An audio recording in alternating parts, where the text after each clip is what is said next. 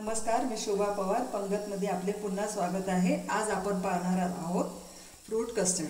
त्यासाठी लागणारे साहित्य आहे एक बाउल डाळिंब घेतलेला आहे, एक ॲपल कापून घेतलेला आहे, पाऊण वाटी साखर, केळी आणि अर्धी वाटी दूध, कस्टर्ड पावडर घेतली आहे व्हॅनिलाची, अर्धा लिटर दूध ते मी आता इथे गरम करायला ठेवलेलं आहे, अर्धी वाटी थंड दूध आहे, त्याच्यामध्ये व्हॅनिला कस्टर्ड पावडर 2 टीस्पून टाकून मिक्स करायचं आहे।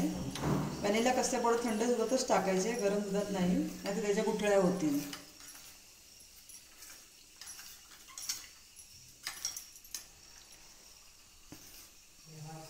इथे मी दूध गरम करायला ठेवले अर्धा लिटर, त्याच्यामध्ये मी आता हे जे मिक्स घेतलेलं आहे कस्टर्ड पावडर त्याच्यात घालणार आहे।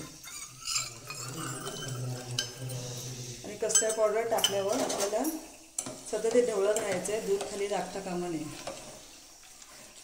त्याच्यामध्ये पाऊण वाटी साखर घेतली आहे, ती सुद्धा घातली।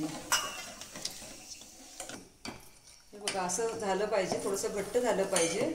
आता माझं हे घट्ट झालेलं आहे आणि साखरेचं प्रमाण तुम्हाला हवं असलं तर तुम्ही साखर वाढवू शकता याच्यात। आता हे मिश्रण मी थंड करायला ठेवणार आहे। हे बघा हे मिश्रण आता बाउलमध्ये काढते आणि हे थंड करून घ्यायचं आहे मिश्रण। हे थंड झाल्यावरच आपल्याला याच्यामध्ये फ्रूट्स ॲड करायचे आहेत। हे बघा आपलं थंड करून कस्टर्ड झालेलं आहे।